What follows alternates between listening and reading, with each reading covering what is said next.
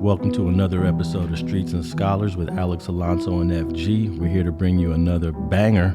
We got FG back this week. How's it going? Oh, I'm good, man. I'm good, man. Sun out today too, man. It's starting to heat up a little bit. Yeah, I think all our listeners missed you last week, but we had a pretty good stand-in for you last week. Man, no doubt, man. And I want to commend Spider Loke. I appreciate you for coming in, but also I always love when Spider listening to Spider.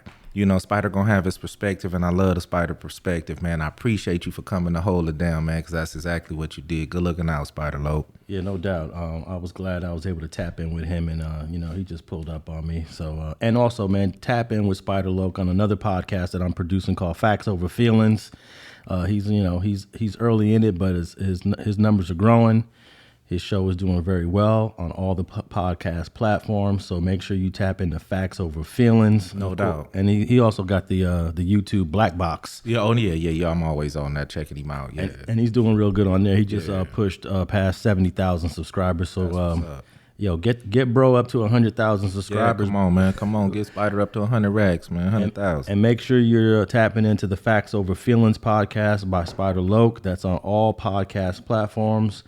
But I have a couple fact checks because last week when we spoke about the Kevin Hart, he said Kevin Hart was part of the deal. You know that whole lawsuit with Tiffany Haddish and Ari Spears, it's over with. It's dismissed. Yeah, they did a settlement. Yeah, they did a settlement, and according to Spider, Kevin Hart is part of the settlement.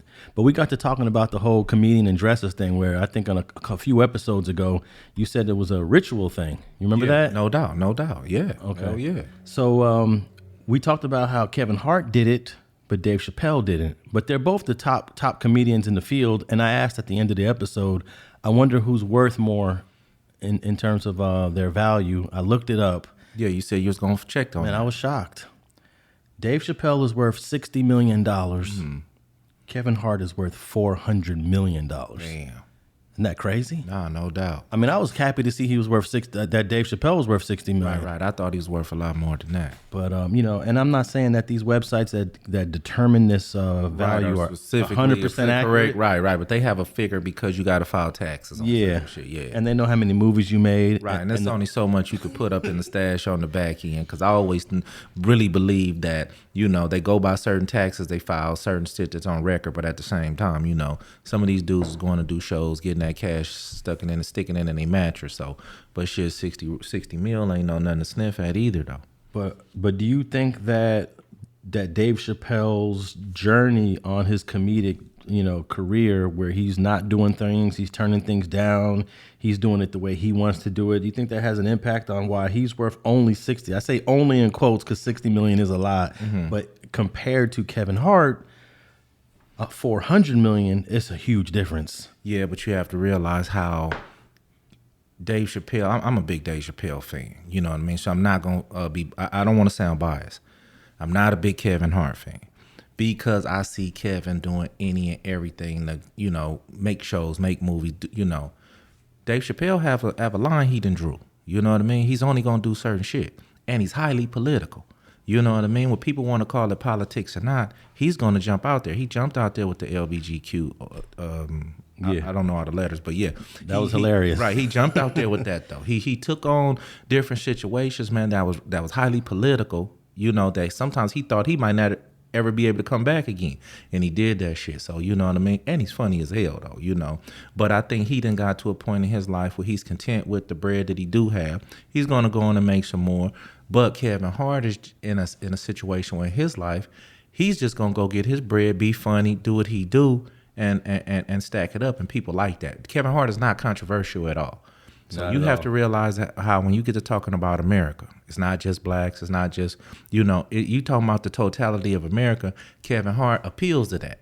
Dave Chappelle going to appeal to certain people just based on some shit he got to say is going to be controversial. Who's funnier? Dave Chappelle by far. No doubt about it. Hey, who does the black community like more? Dave Chappelle. No doubt. No doubt. Now, do you think Kevin Hart don't even care whether the black community supports him or not? No, because he got the support of white America as well. And don't get me wrong, I'm not knocking him for that. I'm just saying that's the route he took You know what I mean? And there's nothing wrong with that. You know what I mean? But at the same time, for me, you know, and for a lot of black people and other people, Dave Chappelle just appealed to us because the realness, the raw shit that he say, even when he talking shit about us, is real and raw, and we appreciate that. Yeah, when I saw Kevin Hart, actually, you know, I saw his journey from the beginning. I was checking him out in the early 2000s. I was hanging out with a lot of people in the comedy world, black comedy world, I should say. And at that time, when I was seeing him and hanging out with people who were close with him, he seemed to be a very pro-black comic. Somewhere along the way, he became mainstream. I don't know where that happened, Right. but would you characterize him as like one of those pro-black comedians? No, not at all. It don't mean he's not black. It don't mean he don't have black beliefs. It just believe when he crossed over in the mainstream, like a lot of artists, a lot of music artists, you know what I mean? You know, you come in through the door with this, you know, say gangster rap, and then you switch up and you start doing a lot of pop and a lot of singing on your albums.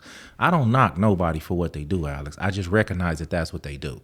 You know what I mean? So I would watch Kevin Hart do it, you know what I mean? And like I say, hey, more power to you, more to feed your family and your grandkids and have generational wealth, no problem.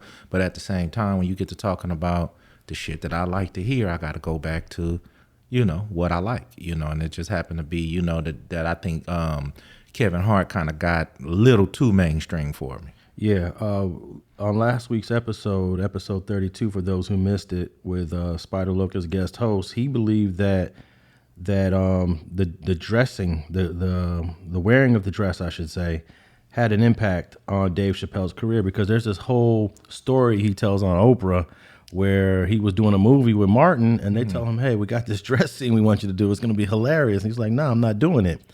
And then Kevin Hart was asked in a previous interview back in 2013, would you ever wear a dress? And Kevin Hart says, no, you got to know your boundaries. Right. You know, I'm not even going to dribble this basketball that they wanted me to dribble this morning. Right. But then he does the dress wearing on a Saturday Night Live skit. No doubt. And according to Spider Loke, and maybe according to a whole lot of other people, that helped propel his career to the next level. Well, no doubt. And I go back to when we was talking about the YG situation, you know, and people believe that was a ritual. I don't believe that was at that point. I just believe that was a skit that they partake in. But they really do have a ritual out there, man, that they, you know, emasculate. That's what I'm going to call it, you know, emasculate the, you know, the black man and have him do certain things against his will or won't, you know what I mean, in order to propel you up into superstardom. You know, because we seen Jamie Foxx do it. We seen Eddie Murphy do it. We seen all the big actors do it. Back in the day when Eddie Murphy was with Raw, you would have asked him to wear a dress back then. He would have said, hell no. But immediately after that, when he started to reach super fame and superstar and starting to be in movies with Dan Aykroyd and, you know, all these big names, shit changed, you know. So I'm starting to believe that people are choosing a certain wealth to choose. They choosing wealth over, you know, other things and shit. And, you know, at the end of the day, I don't think Dave Chappelle didn't take that route. Yeah, man, I want to shout out Dave Chappelle for standing on his morals, standing on his principles. And I want to kind of like, I want to be the Dave Chappelle of podcasting and this YouTube shit, because there's a whole lot of things I refuse to do. There's a whole lot of things that people want me to do. And I'm absolutely like, nah, that ain't going to happen. I'm not doing that. So I appreciate that we got the Dave Chappelles out there. I just wish there was more of them. No doubt. But, you know, you do have guys out there, man. You know, you got some funny dudes out there, man. And some dudes are sticking to their political ways, but you're not hearing about them. They're not getting that superstardom. You know, they're not getting put in the movies. They're not getting put into certain things because of the morals and standard that they walking by. You know what I mean? So at the end of the day, you know, I believe they have enough to take care of their family and things like that. But when you want to go for that super money, man, you got to do that other shit in order to go get it. And same thing with FG. You know what I mean? When it come to this YouTube thing or on our YouTube channels, you know, I can go out there, homie, and rack up subscribers like a motherfucker. I got the stories. Yeah. I was there. I walked the walk. But I'm not going to just go out there and say certain shit just to get views and subs. You know what I mean? So I commend these dudes on sticking to their grounds, you know. Yeah, so, yeah, $400 million for Kevin Hart, $60 million for Dave Chappelle. I'm sure there might be some plus or minus error to that, but there's no doubt Kevin Hart is the more valued comedian right now. And hey, maybe that'll change. Hey, you know who was another comedian that said he would never wear a dress, and I believe he's going to stick to it, is Cat Williams. Yeah. Would you be so shocked if Cat Williams decided to do that one day? No. I would be devastatedly shocked. I you would know what I too, mean? yeah. And the reason I paused for a second and the reason I looked in the air, man, just because I really believe Cat Williams would have been so much huger, just if he, wouldn't have got caught up in some of the things he got caught up in. The dude would have been I believe without the dress, this dude would have been a star. I mean, a superstar, man. You know what I mean? But as we know, a lot of artists, movie stars, sometimes when you get to dabbling in other situations, you don't go as far as you want to. But I really believe that if he would have kept it, as the route he was going, man, that dude would have been huge, man. Yeah, I actually think that he's funnier than Kevin Hart, Cat Williams. Man, cause you couldn't, man, Cat was funny as a motherfucker. I think Cat Williams was almost on the level of Dave Chappelle. Yeah. Cat was funny, man. Yeah, I mean, for sure.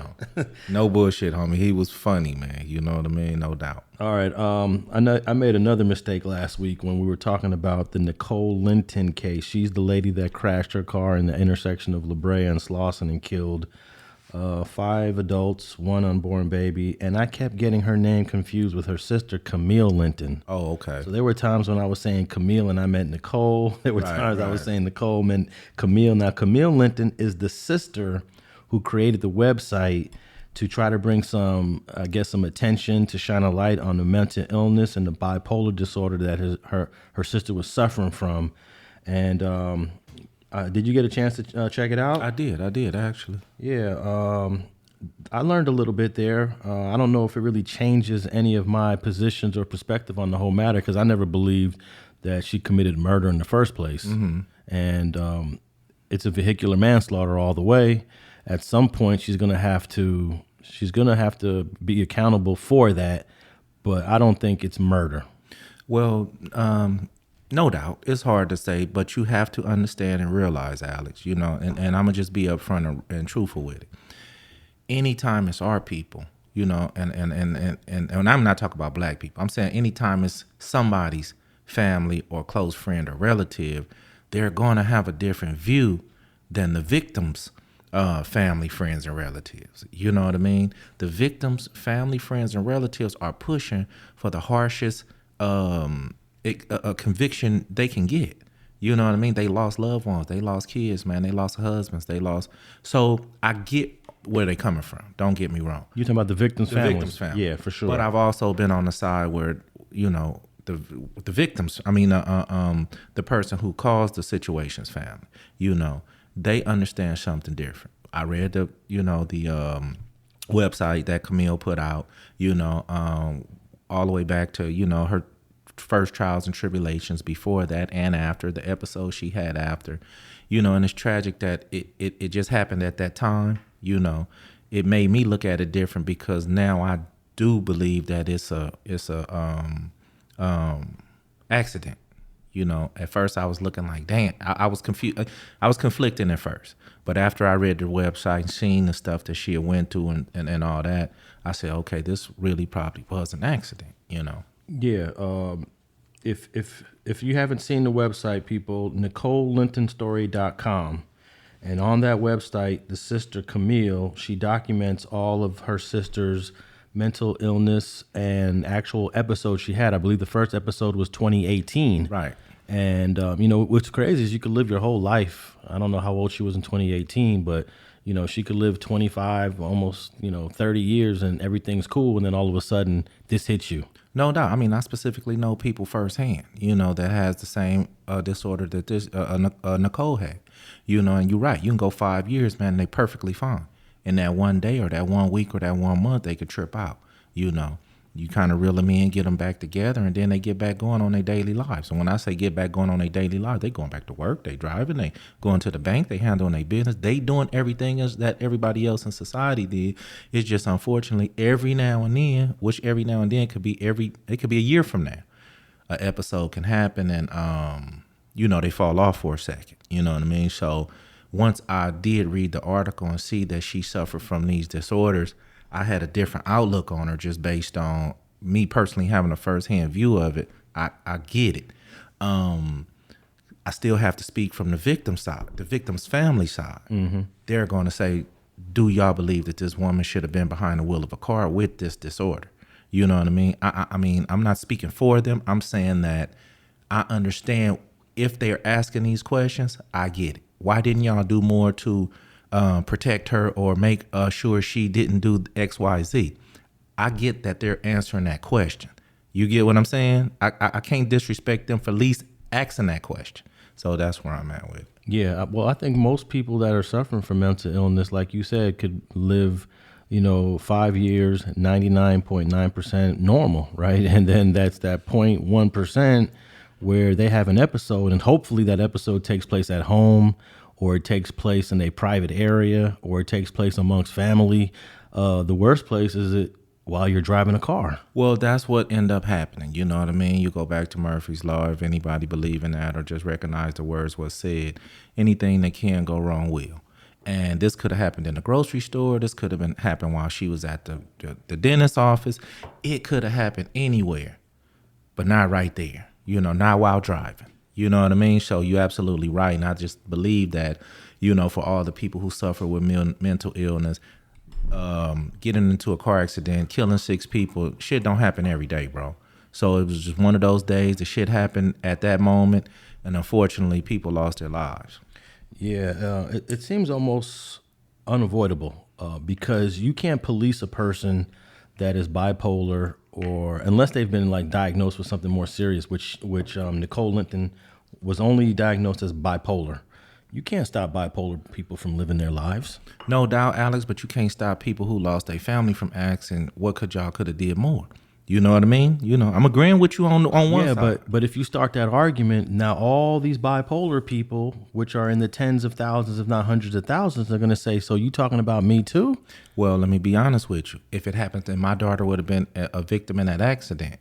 You damn right it would have been you too. I'm just being honest with you. You know what I mean? So I'm saying I understand from Nicole's and Camille's perspective, but I'm also understanding, and I'm just being honest with when it happens to us. If it was our daughter that was in the car that somebody killed, we don't give a damn what they was doing, Alex. What kind of situation they had. You killed my baby. So all I'm saying is when the people, the victim's family, are asking certain questions and they want Nicole's conviction to be murder, I get where they coming from, but I don't agree with it. Because I understand what bipolar disorder is. You get what I'm saying? Yeah. So I'm not agreeing. I'm just saying I do understand why they would want that, though. Well, I think they have to go by the law. Right. That's what it comes down to. And I don't think the law is going to support that Nicole Linton hit this intersection with the purpose of murdering people. I think she lost control of herself. Mm-hmm. She lost control of her faculties. Was going through an episode. While we don't know if she blacked out or not, the sister is alleging, Camille Linton, is that she blacked out. Mm-hmm. The prosecutor saying, no, we got the data from the Mercedes. Right. This woman did not black out. Right. But I don't think blacking out is relevant. Right, that's probably not.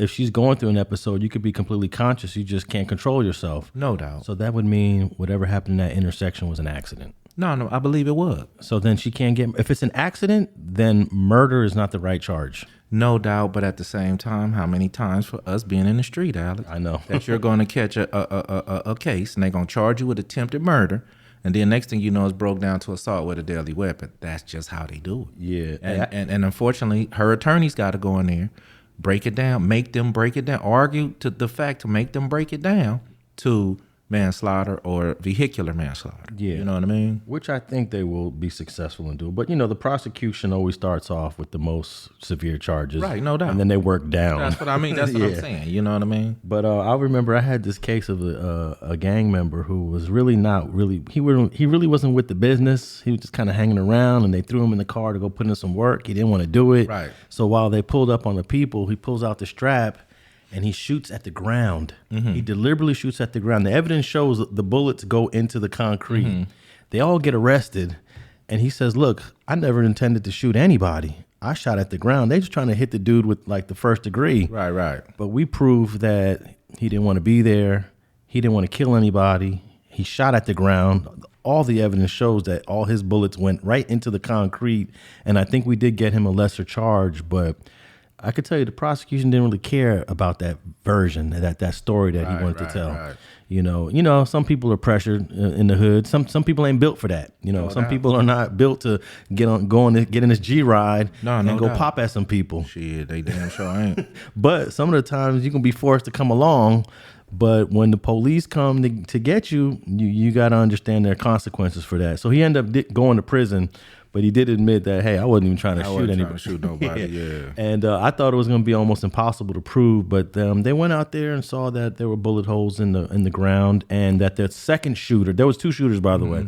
The second shooter didn't miss. Yeah, he was on his shit. I came to do this job. He got the job done. Not that I'm laughing that somebody was doing that thing, but yeah, we had two shooters in that case. One shooter shot at the ground. The other shooter was definitely hitting his target.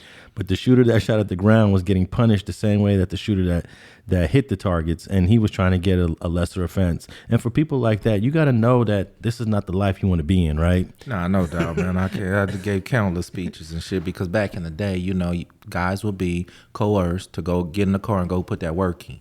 You know what I mean? I know back in the day, the big homies would be like, they take a ride with me. You know what I mean? And when you get to where you're going, they throw a gun in your lap, and you know, either you're going to perform or you're not.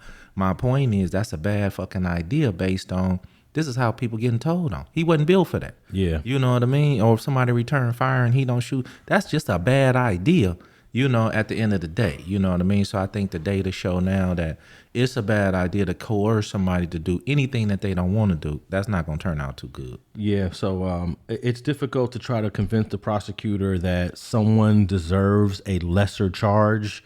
And in the case with Nicole Linton, it seems like it's going to take the attorneys fighting for it rather than them saying, we understand this is vehicular manslaughter.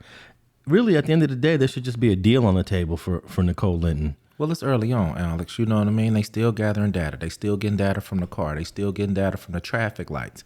They still going back and doing a history on her, which Camille laid out there, a lot of the history, you know, up front, you know, to let us read and get a understanding of Nicole herself, you know, which I appreciated the viewpoint.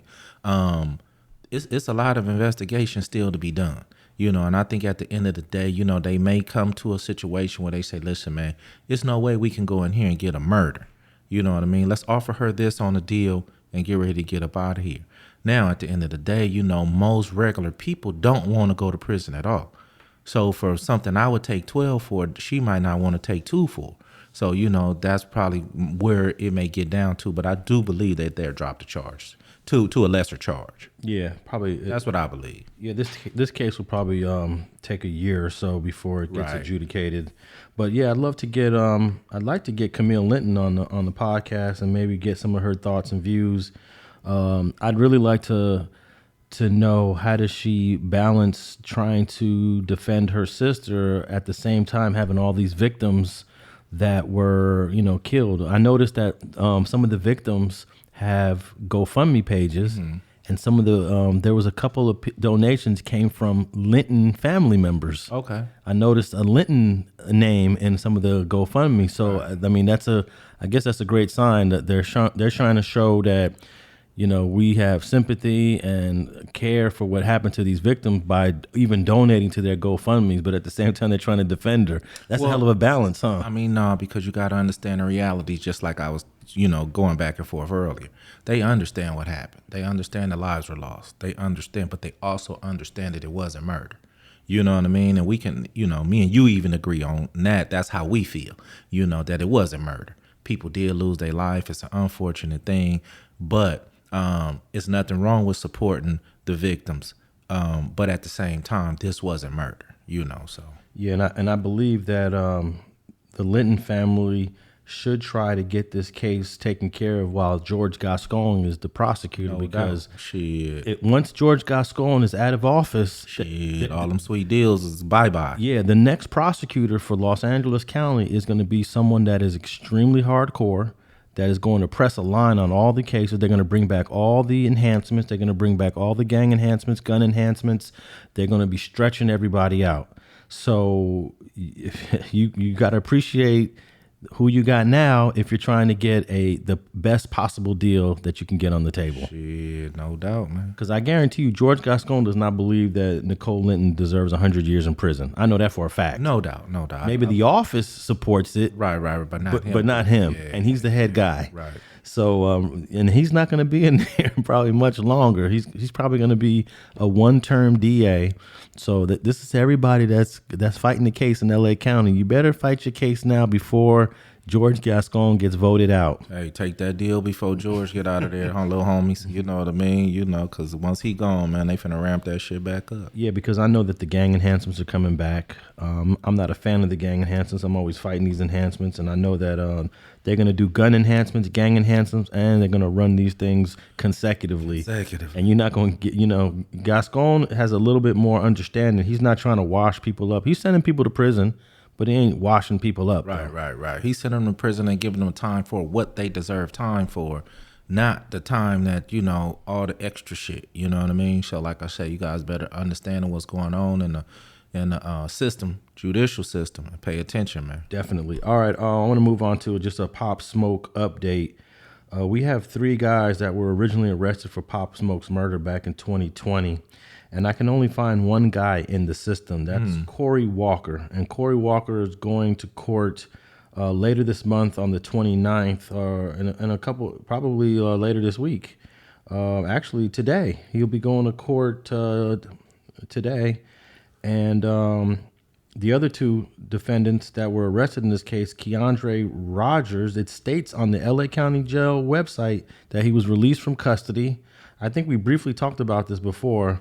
Where people were saying that he's still fighting the case, but I just looked it up again. He was released from custody on October 8th, 2020. No doubt. I mean, I actually got a DM, man, from a guy that said he was his homie, and he said that he was still in custody. Now, I don't know if he's in a facility that's showing not in custody, because he's in a facility that's not the sheriff's department, maybe. But I did get a DM that said that Keandre? Keandre Rogers. Keandre Rogers is still in custody. Now, like you say, he's not found in the LA County Sheriff facilities. Yeah. So I don't know, but I'm just saying I was told that he's still in custody as well. But like you say, he's not in the system. Well, if he's in custody, he's in custody in another facility, but it wouldn't make sense because the only facility that has jurisdiction over his custody would be the Los Angeles County Sheriff's Department. No doubt. So where else could he be? So. I mean, if it was prison, it'd be different because I know they move stuff around. But when you get in the LA County system, they not sending you to another county or another system unless you're in Kern County. So don't forget, they do send people to Kern County too. So when you get a chance, check Kern County jails, because I'm 100% sure that they sent LA County inmates to Kern County. Oh, okay. And he could be over there. That's probably why it's not showing up in LA. All right, I'll definitely check out the Kern County website, but there's going to be a court date on Keandre Rogers this week, and I'll try to bring an update on whether or not he's going to be going to trial for this. I know he's trying to get a deal. We're not sure if the deal is a deal that he's going to take, but we'll be bringing you a Pop Smoke update. Let's move on to PnB Rock, man. We spoke about this a couple weeks ago. It looked like he got shot and killed because he posted his location. His girlfriend posted his location, and he was in the hood, one of a ferocious area of L.A., But now the LAPD is investigating leads that go back to Philadelphia and or Atlanta. What is that all about? I don't know, man. I would believe they reach. Be honest with you. You know what I mean? Why hit this dude in LA when you could have hit him in Philly or Atlanta if that's the case? Or I believe they trying to take pressure off the LA County. The LA Police Department. As not doing a certain job. Like somebody came out here and put a hell of a hit down. I just believe it was what it was. You know what I mean? To be honest with you. Yeah. Well, there was a case about 10 years ago, either 2009, 2010. It was Aubrey Berry shot and killed a rapper named Dollar, Roderick Burton, here in L.A. at the Beverly Center. These dudes did not live in L.A. Right. They were both from Atlanta, and they were both in L.A. at the same time, at the same restaurant on the same day. They crossed paths. They already had a beef. Right. And Dollar ended up getting shot and killed by Aubrey Berry at the Beverly Center. They was at the P.F. Chang. So that was a bizarre case where even though it happened in L.A., their history goes back to Atlanta, and they just happened to be visiting L.A. at the same time. And ran into dude. And they ran into each other. It's a crazy coincidence. So I was thinking about that when I was reading these articles about maybe the assailants for PnB Rock came from out of town and either followed him or just crossed paths with him. I don't know. You don't cross paths at the Waffle House. I mean, at the Roscoe's on Main, bro. Well, that's what they said. That's what they said about Dollar and Roderick Berry. Where were they at? They were. You said they PF Chang's in Hollywood though. the Beverly Hills. Beverly Center PF Chang's. We can bump into each other all day there. I used to go to that PF Chang all the time. Yeah. We talking about on Main in Manchester or something like that. You ain't finna be there. Your chances of think you gonna catch a high profile rapper down there slamming none. That's for one. For two, the dude did put up from reports. I wasn't there. Allegedly, the dude put up a lightweight fuss about his jury. You know what I mean? Me personally, just me personally talking, I believe it was a robbery from somebody. Just happened to buck up on him, and he resisted. I believe if you'd have peeled that shit right off, he would be alive. That's just what I believe. Now, I could be wrong, of course. Don't get me wrong. Conspiracy theorists going to say all kind of stuff. Yeah. I've been in L.A. all my life, man. Born on 57th and Hoover. You know what I mean? I've been in here all my life. I know how this shit go. I believe that it just, they went in there to get him. He resisted. And are you resisting? They didn't think twice. Because this is what L.A. do. Didn't think twice. If he would just start peeling that shit off, dude to be right now talking shit about LA and Philly. You know what I mean? But you'll be alive. So that's what I believe. But I could be wrong. Do you think that it was from the Post, or do you think that maybe people in the community that saw him pull up in his fancy car? I mean, because once he pulled up, everybody's looking. Right, no doubt. And people are getting on the phone. No motherfucking doubt. And they're making calls. Such and such just pulled up. No motherfucking doubt. It may not have anything to do with the Post. It could just be the way this guy just pulled up into the parking lot and went into the restaurant. Man, let me tell you something, man. We got a hamburger stand in across Atlantic Hood called Primo Burgers. Pull up the Primo Burgers in the Bentley or Rolls Royce or something big, homie. Phone's finna get to going off. You know what I mean? This is how this shit works.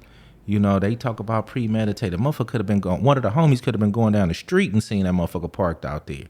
Bust of you, homie. I'm finna see who up in this motherfucker. Had no clue. Went up in that motherfucker, seen it was dude. Just got on all this jewelry. Oh, this coming off right now. Yeah. And all he went to do was rob the dude. And the dude could have saved his life. You know what I mean? But like I say, one word. What? What you mean? Any of that? Or you out of here? When you could have just started peeling that shit off real quick. But I have seen clips and videos of PnB Rock talking shit about, what he going for and what he not going for, only after his demise. You know what I mean? And at the end of the day, it's just tragic that some people take trinkets and fucking cars and shit like that and put their life on the line over it. You know what I mean? Well, I've received a couple of messages saying that you and I aren't talking more about denouncing the shooter, the robber, the act that caused the death. And the reason why I'm not denouncing what that robber did is because robbers and thieves have been a part of our society since the beginning of times. From ancient societies, we'd always have to watch our back from robbers and thieves. And robbers and thieves are not going anywhere. So I'd rather shift the conversation on how to survive robbers and thieves, how to make better decisions amongst robbers and thieves, and what you can do to preserve your life about robbers and thieves. But yeah, just for the record, I don't support robbers and thieves. Is that enough denunciation for those critics? No doubt. But see, what critics get shit messed up at is right here, Alex. They get it fucked up because they think we agreeing with something when we talking about a topic. Because we have a clear understanding of what people do in their and the shit that they do. Drug dealers sell drugs, robbers rob, killers kill. You know what I mean? People, the grocery store workers work at the fucking grocery store. But just because we have a clear understanding of what they do, they want us to go on there and be like, well, the guy shouldn't have been working at the grocery store because he had a misdemeanor for selling weed on. That ain't, look, we just understand what happened. You know what I mean? How I'm going to denounce a guy this is what, like you say, been going on since forever. They've been stealing shit in the, back when in the ancient days. You know what I mean? So at the end of the day, all we doing is recognizing what happened. You know, it's not about us for to talk down or talk about or denounce nobody. Bro, we just talking about what the fuck happened at the scene. You know what I mean? So I'm not going to denounce nobody, because one thing about it is, like they say, the people who's talking and shit, they know the neighborhoods to not go to, so they won't get robbed. So they recognize that it's robbers and thieves and killers and drug dealers out there they sell. You know, so that I'm not going to do that. Yeah. But I'm not just saying robbery is, you know, I'm not saying that that's cool. You know what I mean? You know, to take somebody else's shit that they worked hard for. But I'm saying this shit do happen every day. Yeah, I think it goes without saying that we don't condone it. We don't condone robbing someone, pulling out the pistol, shooting and killing them. No, we don't condone that. But I understand this happens every day in American society, in every city in this country. And the conversation is about, how do we deal with it? How do I walk into a Roscoe's Chicken and Waffle and make sure that my family is safe if I decide to go in there? Should I take this $50,000 chain off? No, motherfucker. Should I leave it in the glove box? Well, so now you get to talking about ego. Maybe should I get a rental car instead of pulling up in this Bentley? Should I just go get me a little rental car? Well, the thing about it is, no, it's places that you can go that other people got more money than you, so that shit ain't shit. You know what I mean? Go to where the piece to your 100,000, your little gold chain, man, that ain't shit to them. That they, you know what I mean? They fuck that off in a night. You know what I mean? Go to those places. Don't go to motherfucking Manchester, motherfucking. That's the only thing I faulted him for. You was at the wrong spot. We talked about preserving our life, Alex. We do it every day as a necessity to get back home to our kids. No doubt. Under all circumstances. Bro, I'm not blaming PnB Rock, because nobody should be trying to take his shit. That's his shit that he worked hard for. But at the same time, bro, preserve your motherfucking life. That's what you do, man, at all costs. And you wasn't thinking about your kids when dude stuck that gun in your face, or you wasn't thinking about your family when dude stuck that gun in your face, and they say, run that shit. Dude, it shouldn't have been a hesitation. It shouldn't have been a hesitation. I'm not blaming him. It's unfortunate. I'm saying that you would still be alive maybe, though. Yeah, no doubt about it. I think he made a lot of mistakes. It may sound like I'm blaming him. And you know what? If you think I'm blaming him, I'm blaming him, because it's your responsibility to protect yourself at all times. They say that when you get in the ring to fight, you know, because the dude might hit you in the back of the head. You still got to protect yourself at all times, whether you in the boxing ring or you just going to go have a lunch or dinner with your family. You know, I don't know if the posting of the picture actually had anything to do with it that the girlfriend did, because I was just thinking about what I just said a moment ago. Maybe they saw him pull up.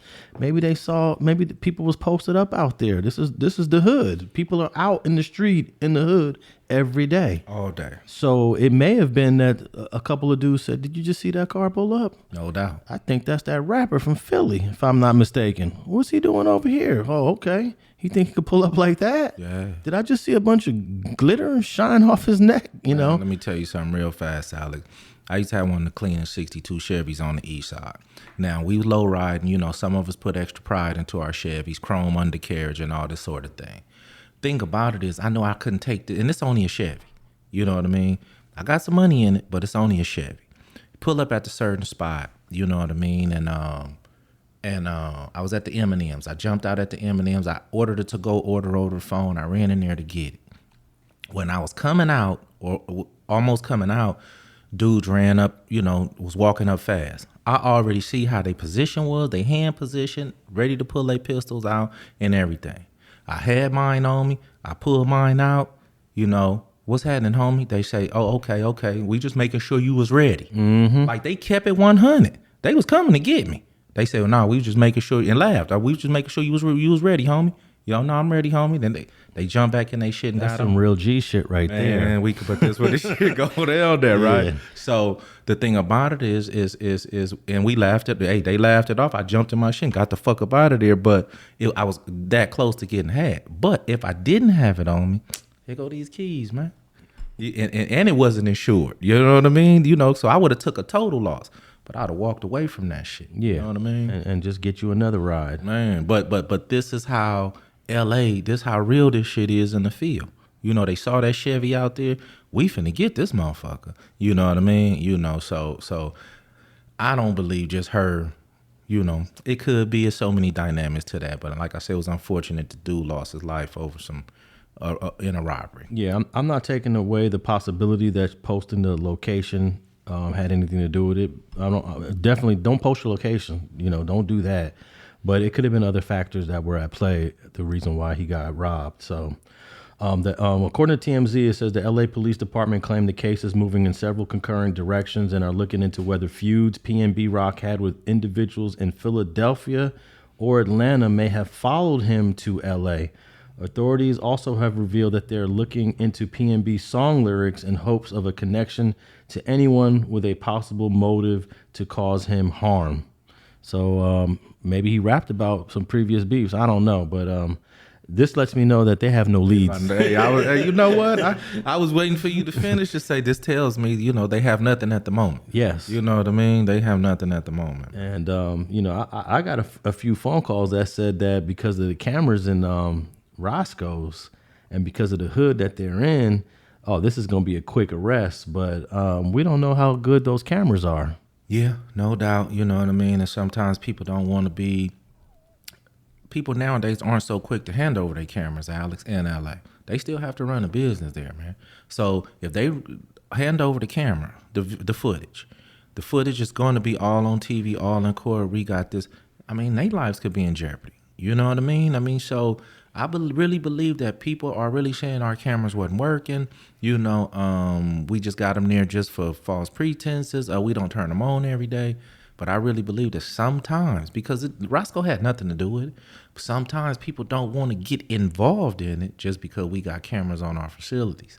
So that's a double-edged sword within itself. Well, according to LAPD, they do have surveillance, but I'm assuming that whoever went in there was wearing a mask, a COVID mask. It says here that they're receiving, I don't know how true this is. It says, while the suspect in the murder has yet to be named or arrested, police say they've received tips to identify the shooter and are receiving surveillance footage from the restaurant where he was killed and the surrounding area. So even if they don't get footage from Roscoe's, they can get footage from either Manchester, right, or is it Maine? Yeah, Maine, and just to see what direction the car drove.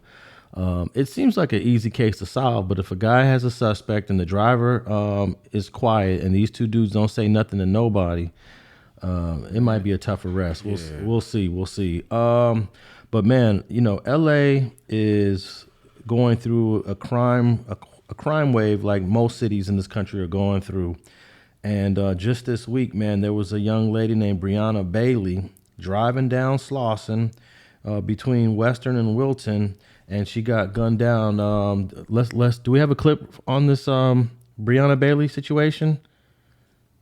Yeah, good morning. Police have just wrapped up the scene here at Western and Slauson, and traffic has gotten back to normal. But for the family of Breonna Bailey, nothing feels normal. In fact, take a look. The heartbroken family shared these photos with us. They wanted the gunman to know what they took from them. They tell us Breonna Bailey turned 30 just last month, and she was the mother of 3 beautiful girls, and they have no idea why anyone would do this to her. In fact, they tell us Breonna Bailey was sitting in the rear passenger seat of an SUV when she was hit. They say she'd been out to dinner with 2 relatives, and they were headed home when she was shot. This is what happened next. The SUV hit a fire hydrant at Slauson and St. Andrew's Place, which is right next to the fire station. Firefighters rushed out and tried desperately to save Bailey, but to no avail. Again, there were 2 other people in the SUV. Detectives, we're told, are planning or are trying to talk to them this morning. In the meantime, loved ones have been arriving by the minute looking for answers and to pay their respects. Some of them are still here at the scene, too distraught to speak on camera, and just tell us that they are completely devastated. At this point, police believe the SUV was traveling west on Slauson Avenue near Western, but are still trying to pinpoint exactly where the shooting occurred. And back out here live, they're hoping anyone with information will give them a call. They say at this point they've talked to various witnesses, but are getting conflicting information. Live in South LA, I'm Christy Fajardo. Let's send it back to you. All right, Christy, thank you so much. That was a local Fox 11 News LA clip. Just a reflection of what's going on in our city, man, and it's out of control right now. Oh, shit is turned up right now, which is, super unfortunate. And the thing about it is, Alex, the sad part about it is, damn near sound like a hit to me, though. It is crazy because she's in a black SUV traveling westbound. It's her as the driver. Obviously, they targeted her as the driver. They hit her. The other two passengers did not get hit, it appears. And shoot, it's too early to say, but going westbound on Slauson, the shooting probably happened somewhere by Western, but she lost control of the car when you get to St. Andrews. St. Andrews is about 2 or 3 blocks west of Western. After Western, you have Manhattan, and then you have St. Andrews. So maybe she got shot somewhere around Slauson and Western, and lost control of kept it. on driving, and then hit that fire hydrant at St. Andrews and Slauson, which is right in front of the fire department. Right. So you have paramedics there that are ready to save your life. So she must have got hit in some real fatal locations. No doubt. And let me back up some. You know, I did say it sound like a hit, but let's don't forget that, you know, baby mamas out there, you know, wives and girlfriends out there, homegirls out there. You know, when you loan a homeboy your car, you know, and he's a gang member, and you know that sometimes, you know, somebody can go do something in your car or vehicle, and then not even a crime, just may piss somebody off, some more gang member, and they remember that car, and they instantly say, oh, that's his baby mama, that's his girl, that's his wife. And this is the game they playing out there, Alex. You know what I mean? So she didn't technically have to do nothing, but somebody could have, you know, that car could have been known or seen or something like that. And it's just fucked up out here because these dudes ain't going to get their man. They going to get anybody who associated with you. You know what I mean? Right now, LA is cracking so hard. I'm talking about when I drive down the street, man, I'm seeing police racing down the street, ambulance going up and down the street. Little homies done already called me and said, man, stay off that bike, man, in the city. Don't bring that motherfucker to the city. Keep your ass on them outskirts, on them freeways and stuff like that. Don't be riding down no fucking Rosecrans and Central and Compton Boulevard on you. You know what I mean? Like really, like getting at me I appreciate it. You know what I mean? But this is how they talking. You know what I mean? Because they just out there wilding, man. LA to everywhere. Yeah, man, I'm kind of disappointed at the turn which really started during COVID in 2020 because, you know, I got 2 teenage boys that, you know, they have their driver's license. They like to get in the car and drive. If they get hungry late at night, they're going to jump in the car and go to a local place to get some food. And I noticed they had left around 1 a.m. And the first thing I did was say, hey, y'all, it's too late to be going out here to get something to eat. Real shit. I don't trust it. None of these streets. And they said, all right, we're going to hurry up and come right back. But I got to have a sit down with them because as a teenager, you don't really understand the level of violence that could happen at any moment. And it's hard to communicate that to a young person. No doubt, man. You know what I mean? You got some good boys. You know what I mean? So they're truly out there, man, just like, man, let me grab something to eat. We hungry, blah, blah, blah, blah. And unfortunately, you got people who don't assess the situation. See, this is the thing about it, what I hate about some of these new gang members. They don't assess the situation, Alex.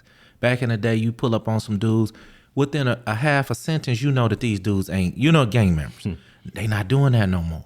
They pulling up if you look like you might be for somebody might just have their favorite team hat on, like really their favorite team. And somebody just air them out. You know what I mean? And that's the sad situation about them. So, yeah, you do got to have that sit down. I worry about my boys, and I got some sons that's actually ex-gang members, that they was with the shit, you know, all the way. But at the same time, I say was, because if you're not still with the shit, that means your head could get flew off too.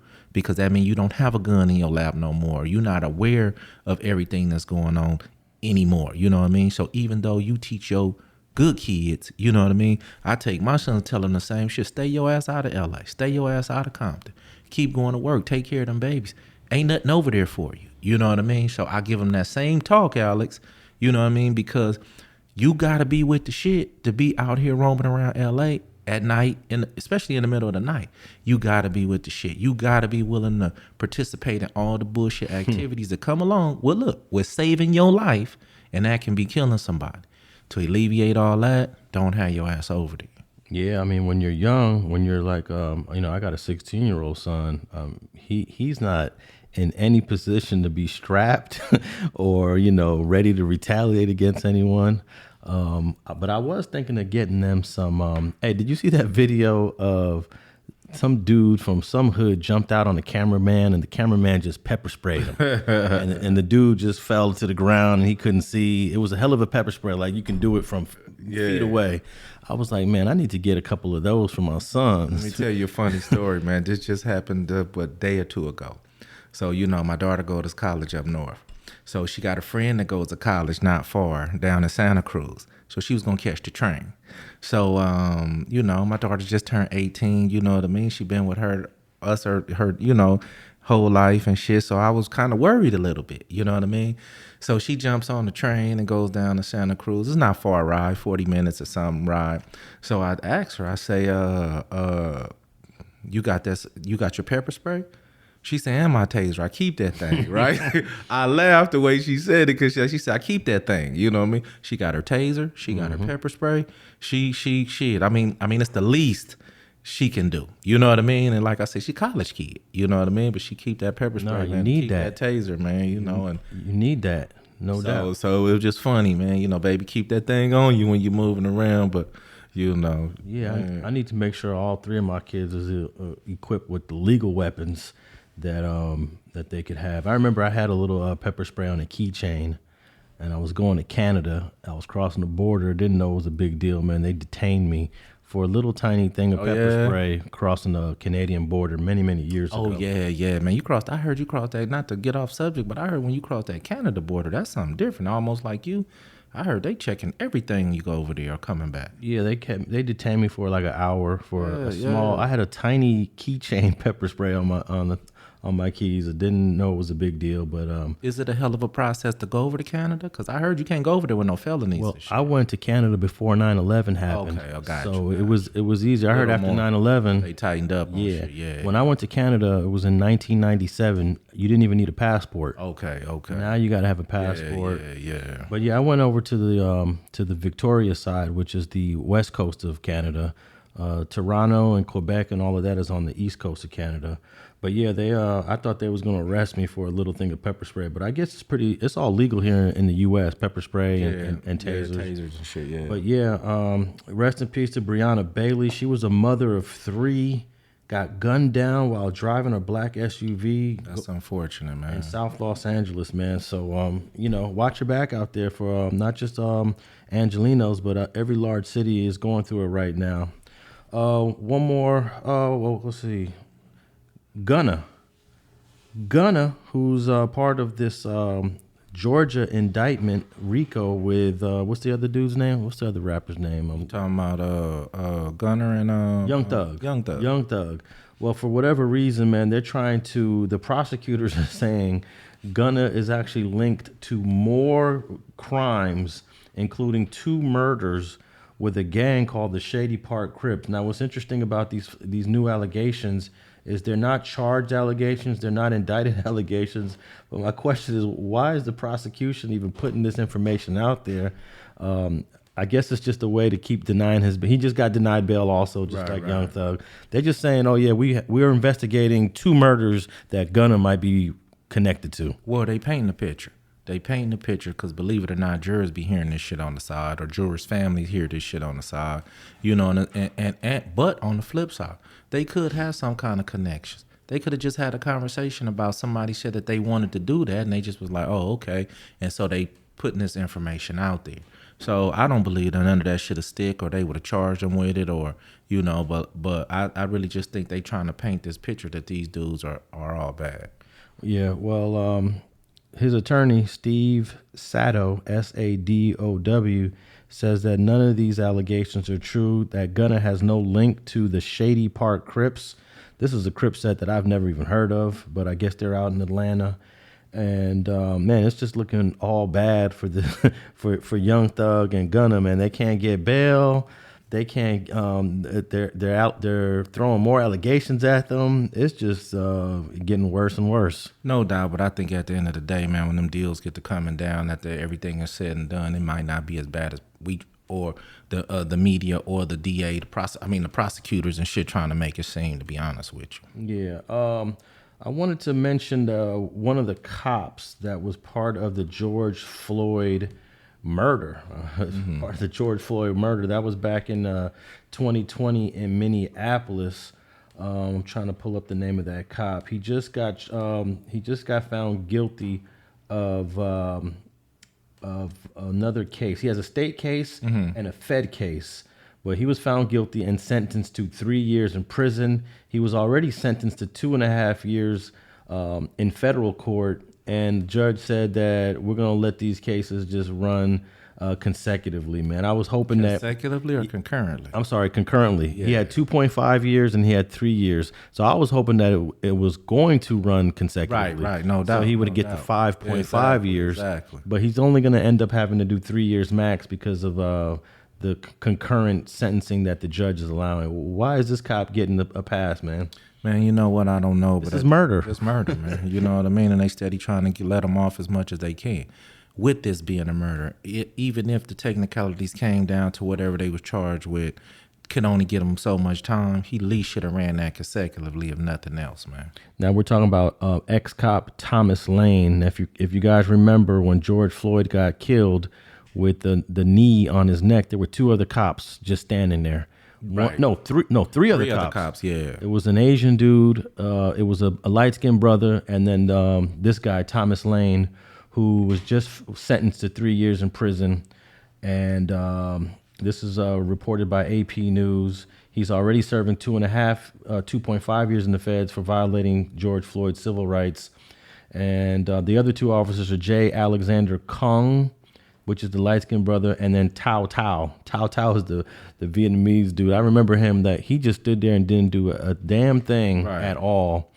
And those officers were also convicted for their involvement in Floyd's murder. They were sentenced to 3.5 years on federal civil rights charges. So I'm kind of happy that we always say we don't wish jail time on nobody, right? But I'm actually happy that all 4 of these cops were convicted and sentenced to prison. Nah, no doubt, man. I am, but I'm not. I'm mad because they didn't get enough time, man. You know, dude lost his life, man. Y'all stood there and did nothing, didn't say nothing, didn't have no integrity on what you swore you would have when you were sworn in to be a cop. You know what I mean? So that's the whole thing about that, man. You know, but hey, man, I want to know how you feel about the Celtics coach. Hey, man, let's get right into it, man, because Ime Udoka, all his affair with a employee of the Boston Celtics was exposed recently. And you know, one of the things when it comes to these topics of infidelity and marriage and relationships, I really don't feel like any of this stuff is newsworthy. Well, well, that's one thing I heard one reporter say, that why is this shit even on the news? This should have been handled at the company, at a company level, and whatever actions y'all took, you took. But at the same time, you know, sometimes these things get out of hand when there's multiple people involved, and you always got somebody that's willing to rat, you know, out the situation, so they have to come public maybe. Yeah, we might have a clip on a recent news story. This came out of, we got a clip from, what was it called? Sports Wars? Sports Wars. We got a clip from Sports Wars. You got that queued up? Things continue to come out about head coach Ime Udoka for the Boston Celtics, and it continues to get worse. The Boston Celtics head coach was just suspended for an entire year after, quote unquote, consensual improper relations with members of the Boston Celtics staff. Now, a year suspension is a huge deal, and it certainly didn't seem like that was all to the story. Yeah, you know, if he did get busted breaking team rules and, you know, sleeping with somebody that was working for the Celtics, you might expect some punishment, but not a year's suspension. But there's more to the story, and we're now finding it out. Ime Udoka's alleged affair was with Kathleen Nimmo Lynch, wife of Celtics Vice President Patrick Lynch. Celtics head coach allegedly had an affair with a female staff member, Kathleen Nimmo Lynch, who is also the wife of a senior vice president for the Boston Celtics. This starts to make a lot more sense. Now, I will just say right now, this is alleged. This is what people are saying, but it certainly seems like people in the know are confirming this. A lot of sports journalists out there are saying the exact same thing, and it certainly seems like there's a consensus gathering around this, especially since Kathleen Nemo Lynch deleted all of her social media a few days before this broke.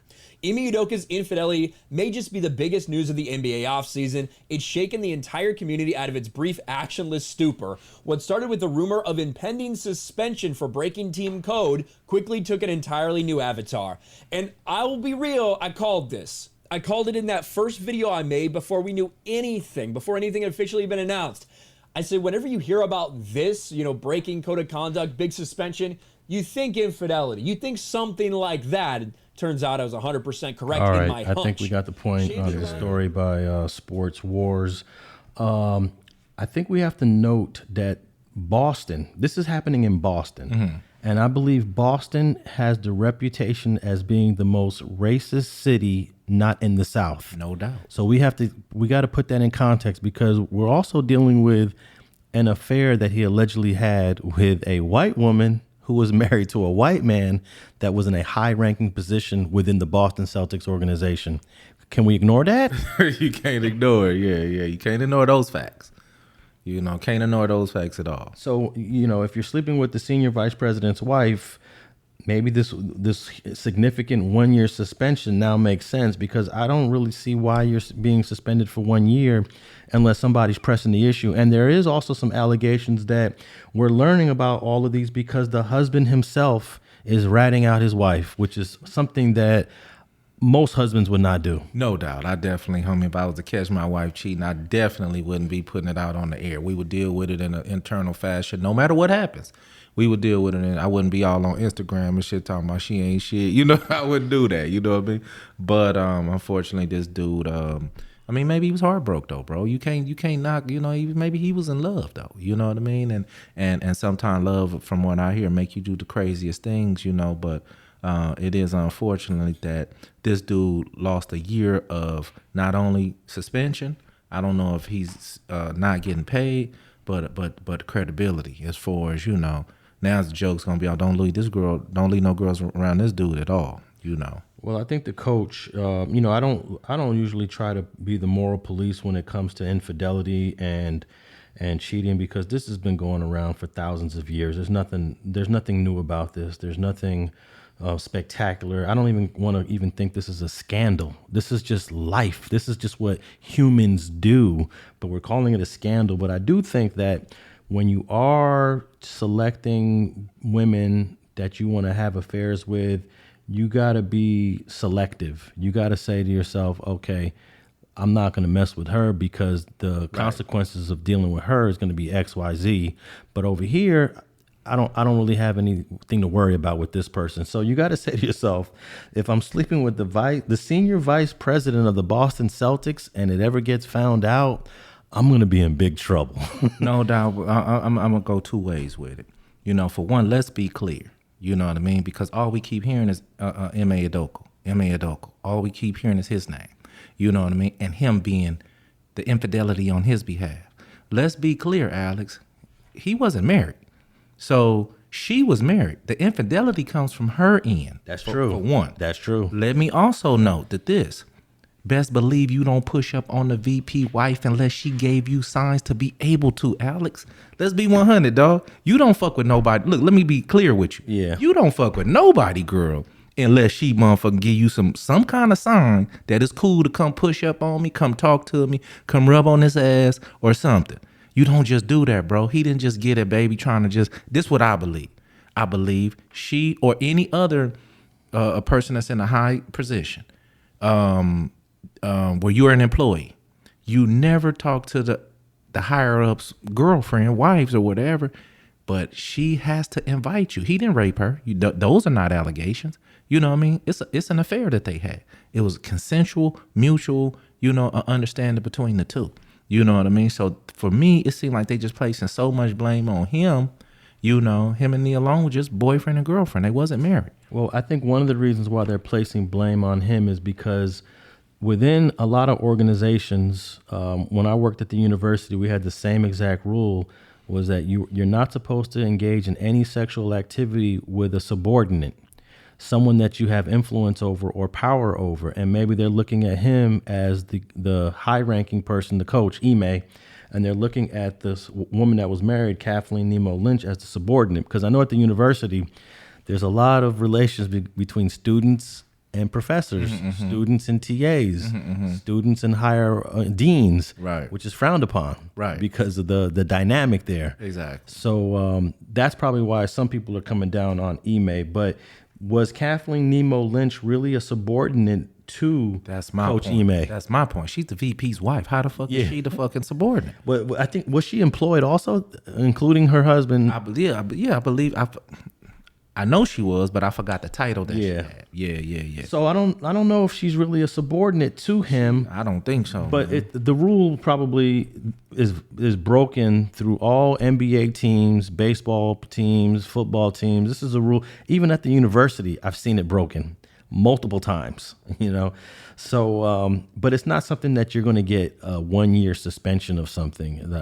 This is a little bit unusual to have this huge suspension. This is usually a moral and ethical situation that's held privately, where they do counseling, they talk about it privately. But to just drag this thing through the media, like that. it's unbelievable. And lastly, I don't know if the husband is the one that ratted her out. I do know that he overheard the Ring camera that had audio of her having a conversation either with the Coach Ime, or talking about Coach Ime to somebody else. But the husband found out about it through the Ring camera, and it sounds as if the husband has spilled the beans. Maybe the husband took it to the management, and maybe the management made the story public. Well, let's be clear, because it can go in so many different ways. Say if once he found out, he decided in his heart that, hey, this is a way to, get out of this divorce clean and clear, or get away from this marriage clean and clear, without me looking like the asshole. I'm going to put it out there. You don't be knowing what undercurrent shit be going on, because if she was cheating on dudes, it could have been some problems in their marriage. You know what I mean? And he not just going to divorce her being the VP. He going to look like the asshole, the piece of shit, because we always get the brunt end of that, right? Yeah. So once he caught her, he could have easily said, this is my, if that was his tactic, then I get it. I'm finna blast her out the water, make her divorce her and everything. In court, be like, Your Honor, she cheated him. Blah, blah, blah. And he it ain't California. It may not be 50-50 there. I don't know. It could have been strategic on this end, but it's certain that she was fucking up, and you know what I mean? And at the end of the day, man, I don't blame for whatever he did. I can't knock him, man. Yeah, well, I just don't like the point that they blaming everything on the black man. You know what I mean? To be honest with you, they making it seem like you're not going to suspend her for a year as well. You're not going to fire her or suspend her. It's all on him. I mean, come on, man. Man, those are some great points where how much blame do we lay on Kathleen Nemo Lynch? We don't know if Kathleen pushed up on Coach Ime. We don't know if she was propositioning the coach. We don't even know if she went to the coach and said, look, my husband's cool with it, just to get him to fall for her. There's so many things we don't know, but I know I'm looking at this picture of Kathleen with her husband, and they look very happy. They look like I don't know how old the photo is, Right? But so according to what you just said, that means that we should be expecting divorce papers from Patrick Lynch any day now. I mean, even if they didn't, even if divorce papers didn't come, how is she not held accountable as well if she's an employee too? That's all I'm saying. I mean, how can you punish one and not the other? That's one of my biggest points. You know what I mean? And I'm not even gonna go on the side of the Nia Long side. You know what I mean? Because like I say, we don't know what was going on in the dynamics of they situation. But he wasn't married to her. That's still a girlfriend. So at the end of the day, I'm not gonna get into that little part of it. Yeah. But on the other side, this woman was a whole married to the VP. She don't get what happens to her? Nothing.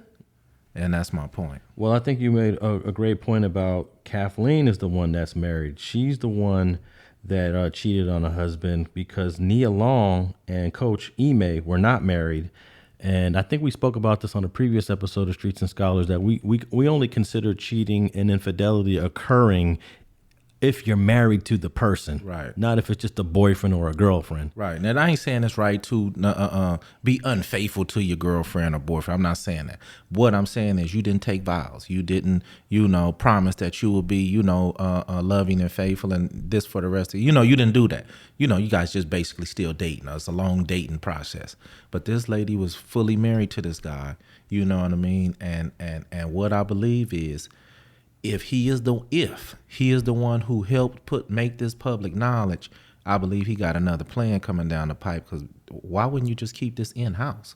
You know what I mean? And even if for some reason everybody said, okay, we gonna suspend this guy for a year, and it's within the company, it's not our business, it's not our knowledge. What if this is a way just to get rid of the black coach because they didn't want him in the first place, but they did it because they wanted to show that the Boston Celtics organization is not of the past. We're progressive. We're going to get a black coach. But when you do that, they're probably always looking for the first reason to get rid of you. I'm not going to say that in Boston because they just had Doc Rivers for years. You know what I mean? They know that this NBA is predominantly black. You know what I mean? This dude just took them to a championship. And ultimately, the Boston Celtics, like every other basketball organization, is a business.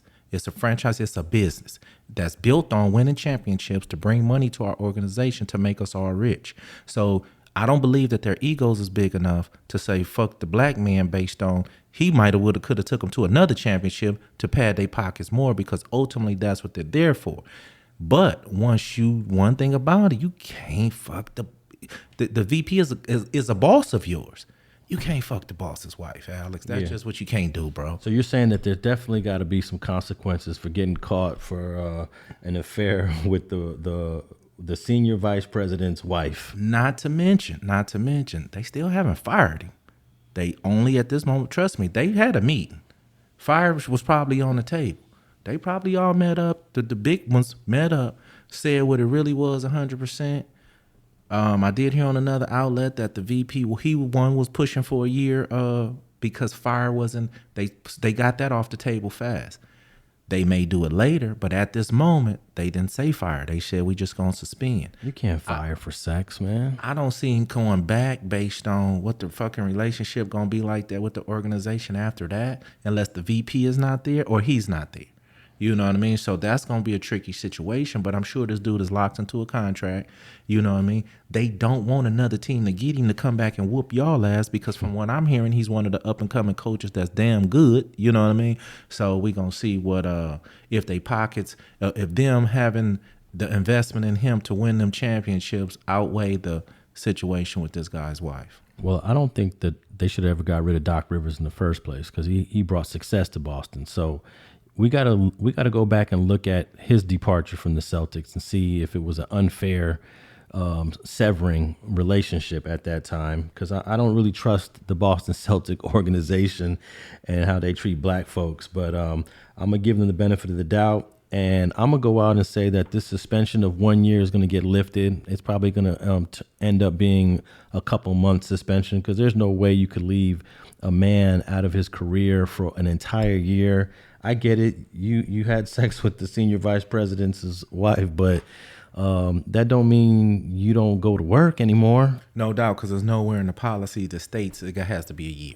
There's nowhere in the policy to say, how detriment the punishment needs to be, But they do have morals clauses in some of these agreements. But I don't think none of them say a year of suspension. Yeah. That's my point. Of course, even jobs, some jobs have that. They don't want you dating at the job. But at the end of the day, like I said, it seemed like it's going. If he divorced his wife, then I could see them going back and working together. But him keeping his wife and then they all going back to working together, I just think that's going to be a recipe for disaster. Not even physically, but just mentally and emotionally, especially with the press and all that type of stuff. All right, man. But I just want all the Streets and Scholars listeners to know that this is all an alleged affair. Right.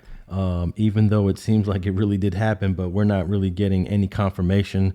And also, this woman's name is just recently being released. It didn't get released when the story first popped off. No doubt. So now we have an opportunity to place some blame on her, because now we have a name and a face, which we didn't have before when it first came out. So I think we're going to start hearing some more backlash to Kathleen Nemo Lynch.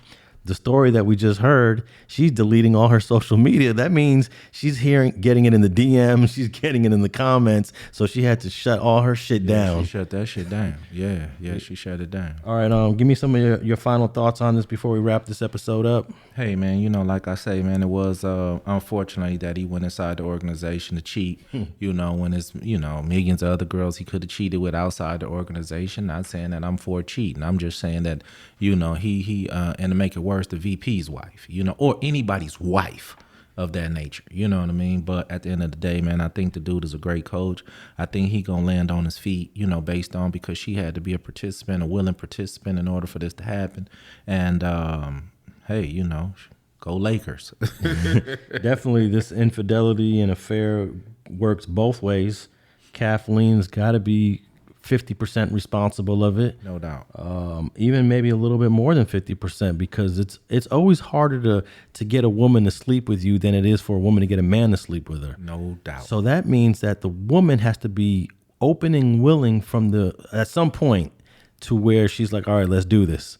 So that requires her 100% cooperation.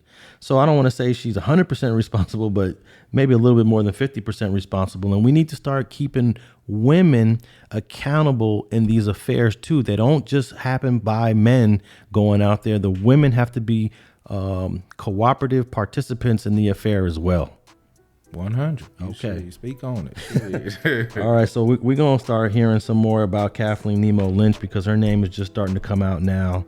And tap in with F General 1 on Instagram, right? F General 1. Yep. And then what's the YouTube channel? FG Unleashed. All right, and then hit me up on Street TV on the YouTube platform. I'm at Alex Alonso 101 on Twitter, Instagram, and Facebook. And also, if you're listening to us on Apple or iTunes, go ahead and leave us a rating and a review and a question. And if you're listening to us on any of the other podcast platforms, whether it's Spotify, iHeart, follow us there and subscribe. And thanks for tuning in to another fire episode of Streets and Scholars.